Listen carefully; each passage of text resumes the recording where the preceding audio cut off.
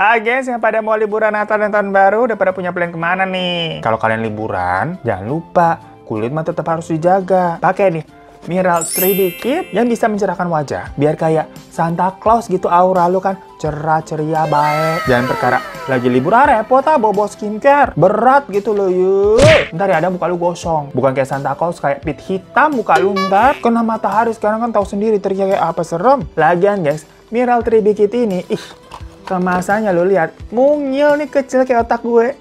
Tapi khasiatnya besar kayak badan kita. Karena ini tuh mengandung tranexamic acid dan yuzu extract, gengs. Jadi efektif banget buat mencerahkan wajah. Dimana misalkan kalian punya apa?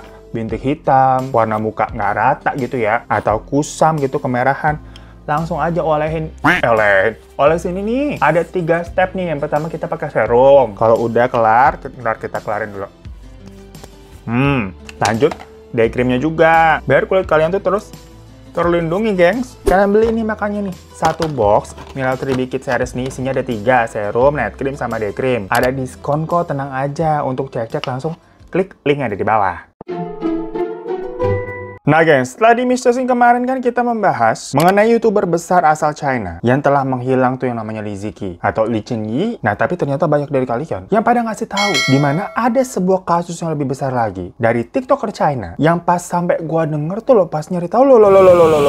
Kok malah jadi kayak temen cerita ini ceritanya. Saking merinding dan bener-bener plot twist, gengs. Gua jamin nih kalian juga kagak bakal bisa nebak kalau endingnya nanti bener-bener membagongkan. Nah jadi di sini tuh ada influencer bernama Luo Xiaomao, Mauzi, atau lebih dikenal dengan panggilan Little Kitty yang menghebohkan dunia TikTok dan dunia China. Ya tapi lagi-lagi disclaimer kalau di China sana namanya bukan TikTok ya, tapi Douyin. Cuman ya sama aja, itu cuma TikTok ganti nama di sana gara-gara China. Pengikut dari Luo itu tuh sekitar 600.000 orang. Yang mana seperti influencer kebanyakan, visualnya mah cantik karena dia suka membuat konten-kontennya tuh kayak beauty sama lifestyle gitu, gengs. Nah saat kejadian di Oktober 2021, dia itu mempost sebuah video yang sedikit berbeda dengan video-video yang biasa dia post sebelumnya. Kalau biasanya kan dia membagikan konten-konten itu selalu terlihat ceria dan positive vibes. Nah tapi kali itu dia terlihat sangat tidak bersemangat, terlihat capek begitu ya, kayak belum pernah istirahat. Dan dengan serius dia juga bilang kalau itu adalah video terakhirnya. Ditambah lagi dia juga semacam ngasih speech perpisahan terakhir gitu dengan bilang, terima kasih atas dukungan kalian semua. Kalian tahu kan kalau saya sedang berjuang melawan depresi. Selama ini saya selalu berusaha menunjukkan kebahagiaan. Tapi akhir-akhir ini saya udah nggak tahan lagi. Jadi kalau kalian ingin tahu alasan kenapa saya udah nggak mampu bertahan, silahkan tonton live streaming saya nanti. Dan dari postingan itu yang nge-view tuh jutaan, gengs. Tapi kan itu hanya sebuah postingan video yang memberitahukan kalau dia nanti akan live streaming nih. Makanya orang-orang yang nonton tuh jadi penasaran, kepo nungguin live streamingnya Luo, gengs. Kayak zaman kita nungguin live streamingnya Bunda Korla waktu itu.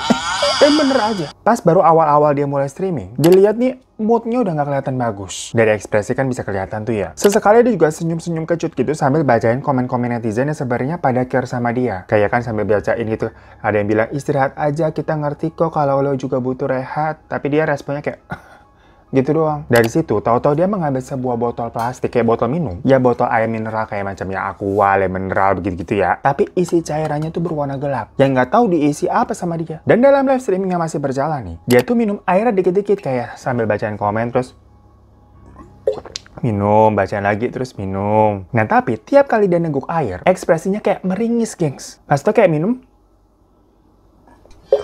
jamu yang pahit begitu. Pada komen kan nanya kan, kamu minum apa itu? Jangan minum yang aneh-aneh. Dikira si Luo ini ya minum yang aneh-aneh soalnya. Tapi Luo menjawab ke penontonnya kalau enggak, ini cuma Coca-Cola kok. Tapi ya tadi tiap kali dia minum terus tuh, ekspresinya kayak nggak enak. Ya misalkan kalau itu bener Coca-Cola kan ya nenggak aja enak ya. Makanya penonton tuh pada nggak percaya pas Luo itu bilang Coca-Cola. Lagian juga ngapain Coca-Cola dimasukin ke botol mineral, botol plastik ya. Tenggak aja langsung dari botol Coca-Colanya, repot amat. Mulai banyak yang komen lagi tuh, please jangan melakukan hal bodoh. Guys, kita harus telepon polisi nih untuk menyelamatkannya. Luo, kami mencintaimu, jangan lakukan itu. Kamu masih muda, bayangkan perasaan orang tuamu. Nah orang-orang pada ngomong begitu karena menganggap Luo ini tuh melakukan tindakan ekstrim karena postingan terakhirnya sebelum dia live streaming tuh, dia kan bilang kalau dia lagi depresi. Umurnya saat itu juga masih 21 tahun dan dianggap ya masih agak labil lah. Tapi yang namanya netizen kan ada yang beneran khawatir, tapi ada juga yang menganggap kalau Luo ini kayaknya nyari drama dan sensasi aja deh. Nyari perhatian gitu. Biar trafficnya ini biasa namanya influencer kan, biar banyak yang nonton. Makanya beberapa dari mereka ini bilang kayak, minum. Habisin itu buruan, habisin. Jangan dikit-dikit gitu minumnya, tonggak langsung. Malah pada kompor, gengs. Ya akhirnya bener aja, Luo langsung ngabisin itu minumannya. Dan menunjukkan botol yang udah kosong ke dalam kamera dengan bilang,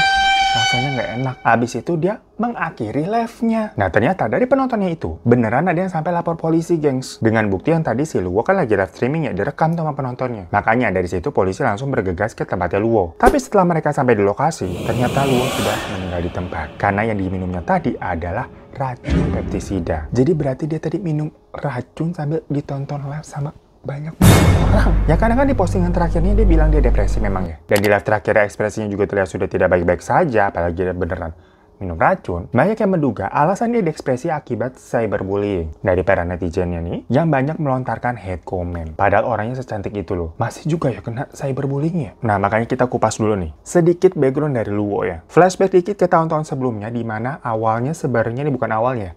Ya hal ini tuh terjadi di tahun 2019 nih cikal bakalnya. Dimana si Luo itu baru deket sama seorang influencer lain namanya Zhao. Ya kalau dibandingkan dengan Luo sendiri, followersnya Zhao nih jumlahnya lebih kecil jomplang. Karena selain memang Zhao ini tidak terlalu serius memaintain akunnya, dia itu bisa dibilang apa ini ngomongnya, influencer yang marketnya tuh niche. Niche itu maksudnya spesifik seputar dunia perbasketan doang. Ya si Luo ini kan beauty and lifestyle ya, marketnya pasti tentunya lebih besar dan lebih general. Kalau perbasketan ya orang yang memang suka basket ya, beber segmented. Singkat cerita, habis mereka dekat ya udah lanjut pacaran tuh. Namun di awal tahun 2021 dikabarkan mereka putus secara tidak baik-baik. Ya biasa kalau orang pas pacaran kan muji-muji ya, giliran putus saling deh tuh bongkar-bongkar aib. Artis-artis di sini juga banyak kan begitu kan? Luo itu kan awalnya punya brandingan apa ya? Image cewek yang kayak semacam girls next door. Tahu-tahu dihancurkan oleh Zhao dengan bilang kalau Luo ini sebenarnya bandel lah, beginilah, begitulah. Makanya dari situ Luo ini mulai sering tuh mendapatkan hate comment atas cerita-cerita dari Zhao. Yang sebenarnya ya nggak tahu ya bener apa enggaknya. Lagi-lagi namanya juga mereka baru putus, dijelek-jelekin gitu kan. Pokoknya Zhao ini bilang kalau mereka putus karena si Zhao ini nggak tahan sama emosinya Luo yang dinilai tidak stabil. Luo itu sering ngancem-ngancem mau menyakiti dirinya sendiri sampai kayak semacam mau lompat dari atap gitu guys. Kalau misalkan mereka berantem ya, yang ujung-ujungnya Zhao ini selalu minta maaf, mohon-mohon agar Luo tidak melakukan itu. Ditambah ternyata Luo itu juga sempat hamidun gengs. Belum kawin kan padahal mereka ya. Dari sini aja jadinya dihujat lagi tuh. Ditambah si Zhao itu bilang nggak yakin kalau anak itu adalah hasil hubungan mereka. Karena si Zhao dan Luo ini menjalankan semacam apa sih namanya, open relationship. Jadi status mereka sih pacaran ya, tapi satu sama lain masih boleh deket sama orang lain gitu gengs. Jadi lu masih boleh sama dia, gue juga boleh masih sama dia gitu loh. Dan Luo itu katanya punya banyak kenalan cowok-cowok tajir. Dan bukan nggak mungkin menurut si Zhao kalau Luo ini tidur sama cowok-cowok tajir itu demi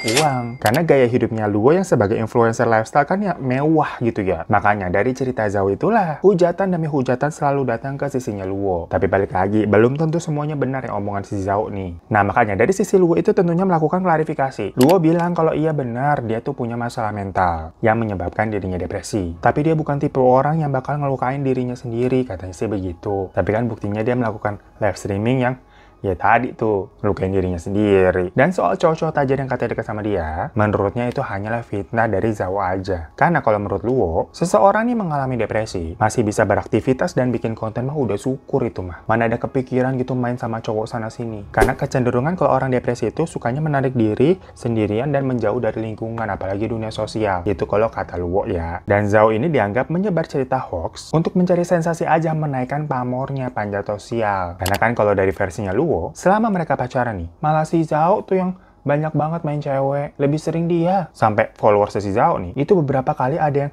dipakai sama si Zhao. Tapi walaupun Luo udah klarifikasi kayak gitu, tetap aja ada yang percaya dan ada yang tidak. Ya namanya haters, tetap aja hujatan demi hujatan tuh terus diserang di kolom-kolom komennya si Zhao, Luo. Sampai waktu itu kasusnya memanas di China sana, gengs. Zhao juga sempat bilang tuh ke netizen, udahlah gengs, jangan hate comment terus ke Luo. Sebenarnya sih gue kecewa sama si Luo, karena dia telah menggugurkan kandungannya. Jadinya gue batal menjadi seorang ayah. Tapi gue baik-baik aja kok. Jadi stop hate comment ya ke Luo ya. Ya di sini tapi semacam si Zhao kelihatannya agak-agak kayak playing victim, gengs. Nggak tahu dia bener tulus meminta netizen buat nggak hate comment lagi ke Luo toh kayak cuma pencitraan doang. Soalnya kan Dari kalimatnya tadi agak bingungin. Sebelumnya kan Zhao bilang kalau dia nggak yakin kalau yang dikandung sama Luo itu anaknya dia. Tapi pas sudah digugurin, tau-tau ngaku itu emang anaknya. Ya, agak refleks juga jangan-jangan nih cowok dilihat-lihat. Namun gak lama dari permasalahan itu, Luo ini jadian sama cowok baru namanya Lee. Tapi Lee ini tuh image-nya bukan cowok baik-baik, sebenarnya udah kayak ini tuh cowok red flag, tapi kenapa tetap mau dipacarin gitu sama si Luo? Ya tentunya yang tahu alasannya cuma mereka berdua lah ya. Karena bener aja ujung-ujungnya Luo ini seperti dimanfaatin. Dimana Lee ini ngajak beli rumah, tapi pakai duitnya Luo. Namun sertifikatnya atas nama si Lee. Lah bagaimana? Nah untuk ini prosesnya gimana sampai si Luo mau-mauan aja kita juga kurang paham ya. Dibeli tuh akhirnya memang rumahnya. Pakai duitnya Luo tapi sertifikatnya atas nama si Lee. Mungkin udah saking bucin apa gimana kesirep kali. Hingga di awal Oktober 2021, sebelum tadi Luo melakukan live streaming, beredar kabar kalau si Lee ini ngundang temen-temennya dia tuh untuk pesta sampai teler gitu di rumah yang tadi baru dibeli sama Luo sama Lee ya. Tapi habis itu si Lee ini kayak menghilang ninggalin Luo. Nggak tahu mereka punya masalah apa. Luo ini semacam kayak diputusin dan di ghosting. Karena itulah Luo ini seperti jadinya frustasi karena merasa ditinggalkan dan putus lagi kan untuk kedua kalinya tuh. Makanya dia akhirnya melakukan live streaming sambil minum racun yang tujuannya untuk menarik perhatiannya Lee supaya dia nonton. Ya kalau di sini ditarik kesimpulannya kayak semacam 11-12. Kayak waktu dia pacaran sama Zhao. Istilahnya ngancem nih mau menyakiti dirinya sendiri. Kalau sama Zhao lompat dari atap, kalau sama Lee nih minum racun itu. Cuma ya semua ini kayak dugaan apakah benar Luo melakukannya untuk menarik atensi dari si Lee, bukan para netizennya. Itu hanya menjadi konspirasi yang masih dugaan. Lagi-lagi yang bertahu alasannya pastinya si Luo. Tapi kan orangnya sudah almarhumah udah nggak ada. Dari yang awalnya mungkin gertak sambal doang ngancem-ngancem nih. Tujuannya sebenarnya untuk ke si Lee. Kolom komentarnya tuh dipenuhi sama head comments. Dia baca-bacain kan tuh. Pada kompor, abisin nggak minum, beneran tenggak, begitu. Nah tapi dari salah satu akun yang kompor-kompor itu, ada yang profil picture-nya tuh gambar bola basket, gengs. Ya lagi-lagi netizen cocok logi. Dimana menuduh Zhao yang kayak bikin akun palsu buat ngompor-ngomporin si Luo buat minum. Soalnya kan Zhao ini influencer dunia perbasketan. Kok bisa kayak kebetulan aja gitu juga. Ikonnya tuh basket-basketan. Cuma Zhao yang dituduh begitu lagi-lagi melakukan klarifikasinya dan membantah ya. Akun itu juga akhirnya nggak bisa dilacak karena yang menghilang atau dihapus sama si orangnya itu. Nah singkat cerita, sebulan pun berlalu nih dari terakhir Luo udah nggak ada sewaktu tadi live streaming. Di bulan Novembernya, Luo akhirnya dikremasi kan. Tapi yang bikin gempar lagi adalah abu kremasinya Luo ini hilang, gengs, dicuri seseorang. Jadi kalau di sana kan di kuburannya itu kayak rak-rak gitu kan kalau sistemnya dikremasi bukan dikubur di tanah. Isinya kayak guci-guci abunya itu. Buat yang suka pada nonton drakor pasti paham ya, kebayang bagaimana itu bentukannya. Nah, rak yang berisi abunya Luo itu di dalam guci itu dituker gucinya pakai guci lain yang otomatis ya isi abunya juga bukan isi abunya Luo ya. Akhirnya diusut lah karena aneh banget, buat apa yang dituker? Udah jadi abu emang bisa buat apa? Kalau misalkan dikuburnya di tanah gitu kan, digali lagi, jasadnya diambil, mungkin apa penjualan organ apa bagaimana, ini udah jadi abu. Diusutnya sama polisi sampai akhirnya 3 orang ini tertangkap dan dijadikan tersangka. Yang mana akhirnya mereka mengakui telah mencuri abunya Luo yang dijual seharga $10.000 atau setara sekitar 150 juta rupiah. Buat apa? Buat dinikahkan dengan seorang pria. Jadi ternyata abunya Luo itu dijadikan objek untuk pernikahan arwah, gengs. Nah nggak nyangka kalau kasusnya tahu-tahu begini, plot twist banget. Makanya tadi di awal gue bilang kayak lo kok cerita jadi begini kayak teman cerita. Jadi di China sana memang ada orang yang percaya kalau arwah itu tuh bisa dinikahkan dengan seseorang yang masih hidup ataupun dinikahkan dengan sesama arwah. Ada tradisinya begitu, gengs. Namun kasusnya di sini berarti hal itu tanpa izin ya dari keluarganya. Keluarga Luo nih maksudnya kan, karena abunya Luo dicuri jatuhnya buat dijual untuk proses pernikahan arwah itu. Ya tentunya itu menjadi apa ya, di luar prediksi dari semua orang termasuk keluarganya Luo dan netizen juga. Kalau kok bisa-bisanya Luo ini menjadi objek penculikan setelah dikremasi buat dijual. Nah ini kita intermezzo dulu ya. Kita ceritain ini sebuah kasus yang terkenal banget di China mengenai pernikahan arwah yang jatuhnya ini kriminal. Di tahun 2006, suatu malam, waktu itu musim panas, ada sebuah keluarga yang mengundang saudara-saudaranya untuk melakukan perayaan kecil pernikahan putra mereka yang bernama Xiao Yuan. Waktu itu rumah mereka juga didekorasi tuh terlihat dengan hiasan-hiasan merah khas pernikahan di China, biasa kan merah-merah begitu ya. Tapi anehnya semua orang datang di sana terlihat tidak gembira, layaknya menghadiri pesta pernikahan. Nggak ada yang kayak nari-nari, nyanyi-nyanyi, tersenyum, tertawa-tawa gitu nggak ada. Semuanya cenderung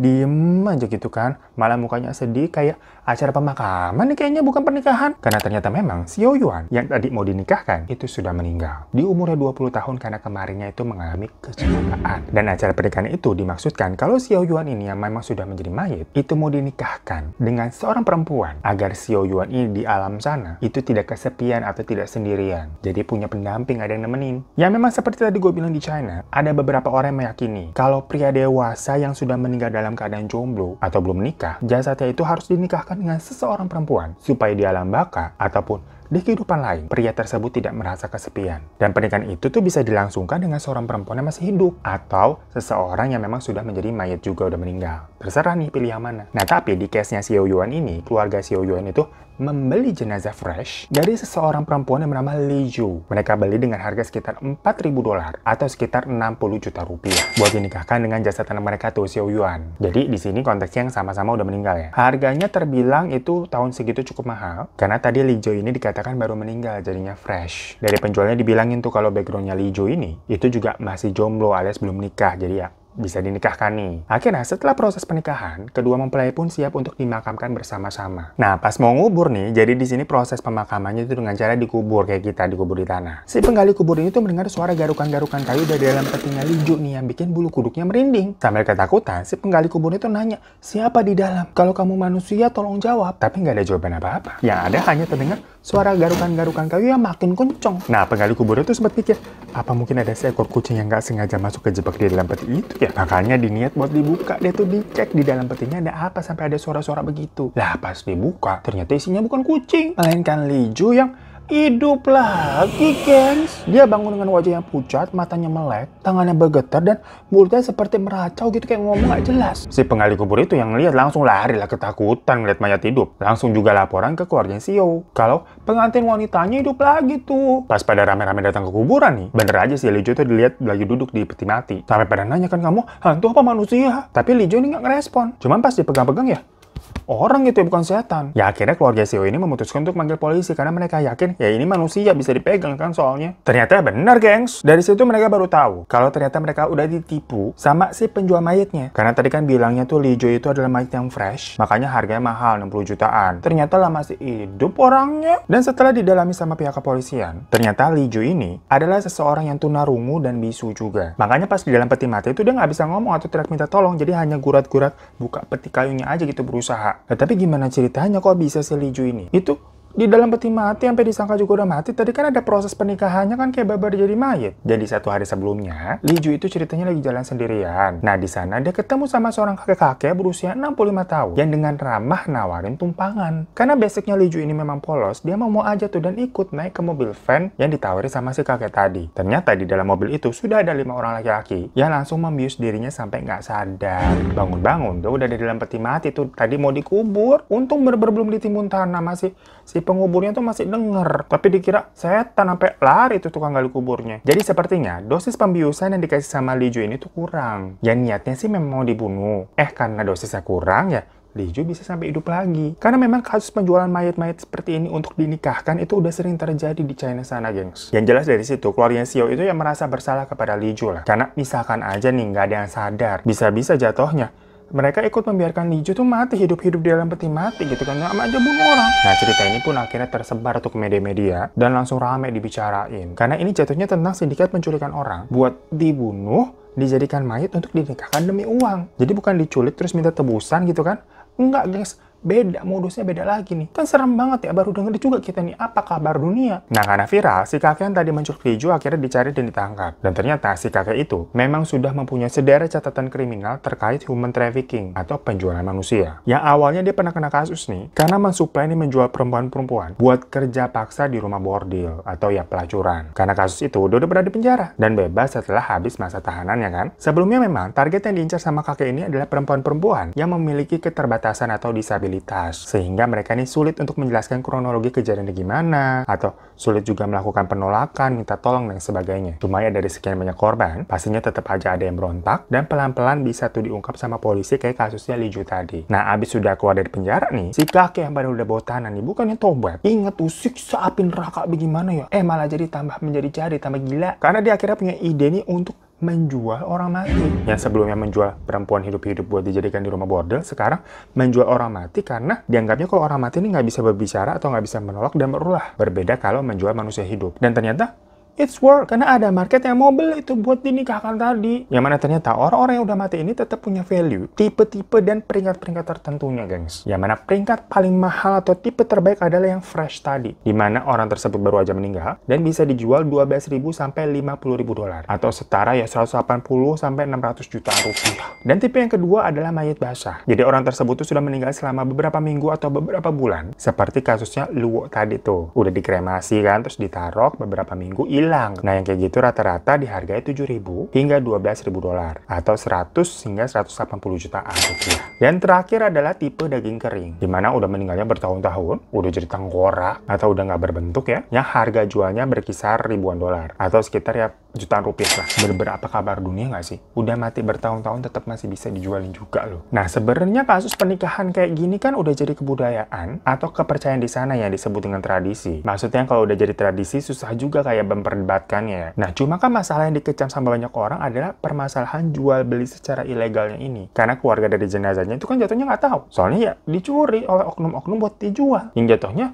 termasuk perdagangan manusia nggak sih? Kan ngaco kalau begitu. Beda halnya misalkan kalau ada keluarga A nih anggotanya meninggal. Terus mau dinikahkan dengan anggota keluarga B yang juga ada meninggal tuh. Sama-sama sepakat mereka, sama-sama tahu. Udah setuju, lah itu mah beda cerita. Atau ada keluarga A yang sudah meninggal, terus mau dinikahkan dengan perempuan yang masih hidup, perempuan ini mau, ya udah, semuanya fair, sama-sama mau. Nggak ada yang ditutup-tutupi, nggak ada yang diculik-culik. Hal-hal seperti itu ya disebutnya pernikahan hantu seperti biasa. Dan sebenarnya juga pernikahan hantu kayak gitu tuh ada dua jenisnya, gengs. Yang pertama yang paling umum, dimana jika ada anggota keluarga yang meninggal dan belum menikah, maka jenazah tersebut tuh biasanya akan dinikahkan dengan seseorang yang masih hidup. Tapi pernikahan tersebut hanya bersifat simbolik aja sebenarnya, agar yang tadi meninggal itu nggak meninggal dalam keadaan jomblo terus-terusan gitu lah. Dan orang yang tadi dinikahkan yang masih hidup itu jatuhnya ya kayak hanya menjadi duda atau janda aja ditinggal pasangannya. Walaupun ya telat ya nikahnya nih jadi duda sama jandanya, memang nikah sama orang yang meninggal. Cuma gitulah kira-kira maksudnya. Dan layaknya duda atau janda, si orang tadi tuh boleh melanjutkan hidupnya lagi secara normal seperti mempunyai pendamping baru. Ya kayak udah duda janda terus kawin lagi kan juga ya nggak apa-apa kan. Nah, tapi ada jenis pernikahan yang kedua, dimana misalkan ada seorang pria atau seorang wanita yang sama-sama keduanya sudah meninggal dengan status sama-sama jomblo dan dikubur sendiri-sendiri nih, yang nggak kenal. Tapi ternyata dari kedua keluarga mereka yang pada masih hidup tentunya ya, ini ingin menjodohkan mereka berdua nih. Dan keluarga ini ingin menjadi besan juga di kehidupan nyata terus-terusan. Nah, biasanya upacara pernikahan seperti itu akan dilangsungkan dengan membongkar kuburan masing-masing dan menyatukan mereka di liang kubur yang satu. Jadi dijadiin satu nih supaya mereka nggak kesepian di alam baka. Meskipun kita juga sebenarnya nggak tahu ya logikanya. Apakah dari kedua pihak ini emang saling suka, emang mau gitu dijodohin, dinikahin? Jangan-jangan kalau nggak cocok nih arwahnya di alam baka malah berantem mulu, unyam itu prahara rumah tangga. Bukannya adem ayem gitu kan di akhirat, udah selesai gitu urusan dunia. Lah karena tahu-tahu dijodohin padahal kagak suka malah nyap mulu yang ada. Ya semua itu lagi-lagi memang karena tradisi dan kepercayaan di sana. Ya maksudnya sih baik ya dari keluarga. Karena mereka tidak ingin melihat anggota keluarga yang sudah meninggal nih kesepian, nggak punya pasangan gitu sampai akhir. Jadi buat kalian yang jomblo, ada yang mau dinikahin sama arwah? Komen di bawah. So itu tadi kan sebuah kejadian yang nggak disangka-sangka. Yang awalnya sebenarnya ini adalah kasus influencer minum racun di live. Terus nggak selamat ditonton banyak orang, hingga mantannya dibawa-bawa tuh dituduh-tuduh sebagai kompor, dan jadi renungan juga untuk netizen kalau komen tolong tuh diayak dulu, jangan main asal ngetik aja yang jelek-jelek. Nah tapi kota-kota ini jadi kasus penculikan abu untuk dinikahkan dengan arwah. Kayak random banget, siapa yang bisa nebak gitu ya alurnya bakal begitu. Bener-bener macam-macam banget gitu kejadian di dunia ini. Ya thank you semua yang udah nontonin ya. Buat yang belum subscribe, boleh klik tombol subscribe di bawah. Dan sampai jumpa lagi kita di Mr. Sting selanjutnya. Assalamualaikum.